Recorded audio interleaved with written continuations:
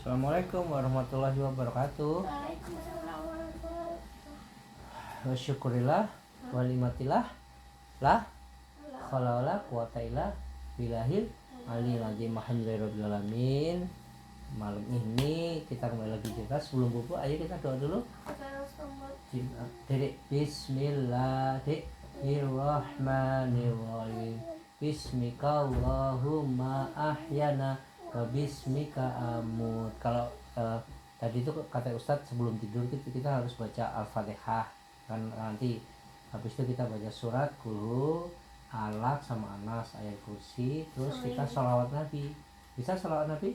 Coba ikutin. Allahumma sholli ala Sayyidina Muhammad wa ala alihi Sayyidina Muhammad kama shallaita ala Sayyidina Ibrahim wa ala ali Sayyidina Ibrahim wa barik ala Sayyidina Muhammad wa ala ali Sayyidina Muhammad kama barakta ala Sayyidina Ibrahim wa ala ali Sayyidina Ibrahim fil alamina innaka Hamidum Majid. Alhamdulillah. Assalamualaikum. Belum.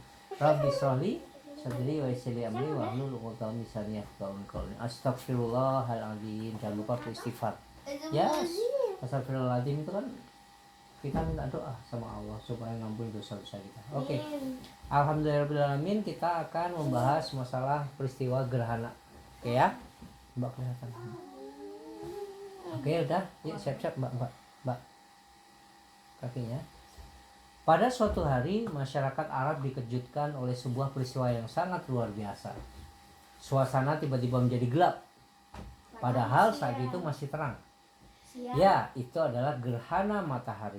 Peristiwa langka ini terjadi apabila posisi bulan berada di antara bumi dan juga matahari. Pada posisi tersebut, bulan menghalangi cahaya matahari yang masuk ke bumi, sehingga sebagian daerah di bumi menjadi gelap. Tentu saja penjelasan belum diketahui oleh masyarakat Arab pada waktu itu, sehingga suasana menjadi sangat gempar. Apabila tidak ada seorang pun di antara mereka yang sebelumnya pernah melihat gerhana matahari. Kenapa Tuhan mendatangkan peristiwa yang luar biasa ini? Ada yang menantikan itu. Ini pasti tanda-tanda bahwa malapetaka besar telah atau akan terjadi, seru salah seorang warga Madinah. Sontak mereka semua panik dan ketakutan. Oh iya, tahukah kalian, putra Nabi Muhammad yang bernama Ibrahim hari ini meninggal dunia? Oh iya? Ujar salah seorang lelaki yang hadir dalam kerumunan tersebut. Mendengar itu orang-orang ternganga. Mereka kaget. Benarkah? Wah, itu pasti penyebabnya. Nabi Muhammad adalah orang yang sangat luar biasa. Jadi peristiwa dahsyat itu pasti merupakan tanda kematian putra beliau. Langit ikut berduka, orang-orang menyebut seperti itu. Sebagian besar membenarkan pernyataan itu, sementara sebagian lainnya masih ragu. Masih ragu apakah benar dengan kematian putranya Rasulullah, matahari tadi ada yang namanya gerhana. Nah, ternyata hal tersebut menyebar di seluruh masyarakat waktu itu. Desas-desus itu pun akhirnya sampai di telinga Nabi Muhammad SAW. Saat itu masyarakat Arab dilanda kegelisahan dengan terjadinya gerhana matahari. Banyak orang kafir yang merasa takut. Mereka berniat untuk mendekati Rasulullah, namun bukan untuk masuk Islam, hanya untuk mencari perlindungan. Sebenarnya bisa saja Rasulullah memanfaatkan momen ini, memanfaatkan kejadian ini untuk menakut-nakuti masyarakat waktu itu, masyarakat Arab yang belum beriman, untuk mereka bisa beriman. Namun Rasulullah tidak mau melakukan cara-cara yang tidak patut seperti itu. Beliau justru merasa prihatin dengan menyebarnya desas-desus yang menjurus pada syirik. Rasulullah segera keluar rumah dan mengumpulkan orang-orang. Astagfirullahaladzim. Kalian salah dengan kesimpulan kalian. Banyak-banyak istighfar. Matahari dan bulan adalah tanda dari kebesaran Allah. Dengan perintahnya, keduanya terbit dan terbenam. Terbit dan terbenam. Gerhana tidak terjadi untuk menandakan kelahiran atau kematian. Bila kalian melihat peristiwa ini, ingatlah Allah dan berdoalah kepadanya. Jelas Rasulullah Shallallahu Alaihi Wasallam. Nabi Muhammad kemudian mengajar dan mengajarkan masyarakat untuk melaksanakan sholat gerhana matahari, sholat kusuf namanya. Setelah berwudu, mereka melaksanakan sholat sunnah itu 2 rakaat secara berjamaah. Ketika matahari sudah muncul kembali, mereka pun mengucapkan syukur kepada Allah Subhanahu wa Ta'ala, Sang Pencipta dan Pemilik alam semesta. Itu ya peristiwa gerhana. Jadi gerhana matahari dikait-kaitkan masyarakat waktu itu bahwa putranya Rasulullah yang namanya Ibrahim meninggal. Putranya Rasulullah. Jadi dianggap bahwa Allah juga ikut berduka, makanya langit juga seperti itu. Makanya dibenarkan sama diluruskan sama Rasulullah bahwa langit, bahwa bulan dan matahari adalah tanda kebesaran dari Allah. Oke, next. Oke. Ayo kita pupuk tuh. Ya, ayah akan cerita lagi lanjutan bab kaki, Mbak. Abu Bakar dan gelar Asy-Siddiq. Kenapa Abu Bakar diberikan gelar Asy-Siddiq? Betul. Pada suatu pagi yang cerah, pada suatu hari yang ayah cerita enggak ini? Fokus, iya, wis enggak apa-apa ini. Nanti ayah angkat. Pada suatu pagi yang cerah, warga Mekah sedang berkumpul di sebuah tempat di dekat Ka'bah. Mereka mengelilingi Nabi Muhammad SAW sedang menceritakan sesuatu. Rasulullah menjelaskan bahwa beliau baru saja melakukan perjalanan penuh berkah yang disebut dengan Isra dan Mi'raj. Perjalanan itu dimulai dari Masjidil Haram Mekah, dari Masjidil Haram ke Mekah menuju ke Masjidil Aqsa di Palestina. Itu mengapa Masjidil Aqsa adalah masjid yang suci yang saat ini diserang oleh Zionis Israel. Makanya mereka jahat. Kemudian dilanjutkan ke Sidratul Muntaha, menembus langit ke-7, lalu turun lagi ke Masjidil Aqsa. Agak ke atas sana loh. Udah enggak apa-apa, Mbak, enggak mengganggu Detik kok. Agak ke atas. Dan akhirnya kembali lagi ke Mekah. Perjalanan yang begitu panjang itu dilakukan oleh Rasulullah hanya dalam waktu semalam atas izin Allah.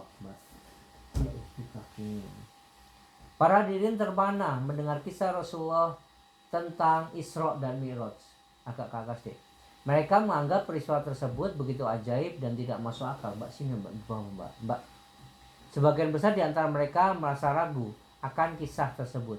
Namun mereka juga tidak bisa menyangkalnya begitu saja karena selama ini Nabi Muhammad selalu berkata jujur. Di bawah. Dalam perjalanan Isra Mi'raj, Allah Subhanahu wa Ta'ala menurunkan perintah agar kita umat muslim melaksanakan sholat 5 waktu. Sholat fardu 5 waktu, yakni siapa yang tahu? Aku. Asyar, Mbak. Terus? Tuhan asal kebiasaan surga. Jadi apa aja? Asar, sholat maghrib, sholat isya, sholat subuh, betul, sama sholat duhur. Tunggu dulu, wahai Muhammad, ceritamu sungguh tidak masuk akal. Kami tidak bisa mempercayainya, seru salah seorang kafir Mekah. Ya tidak mungkin, hal yang kamu ceritakan itu pasti.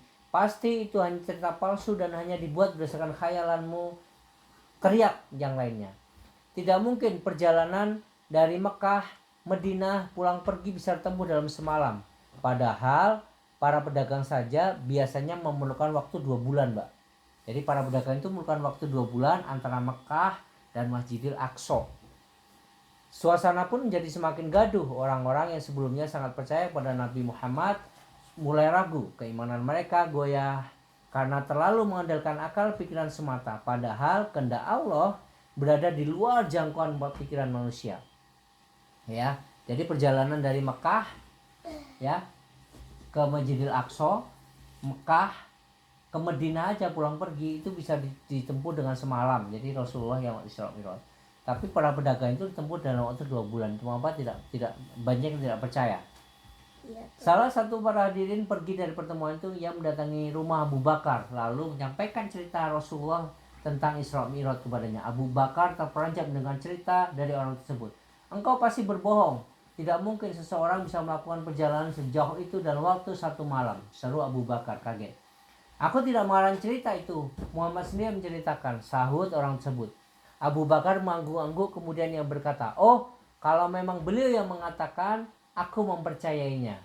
Aku selalu mempercayai kata-kata Rasulullah sebab beliau memang tidak pernah berbohong. Itu mengapa Rasulullah sangat amanah, ya, atau sangat dipercaya. Abu Bakar selalu segera mendatangi Rasulullah Shallallahu Alaihi Wasallam.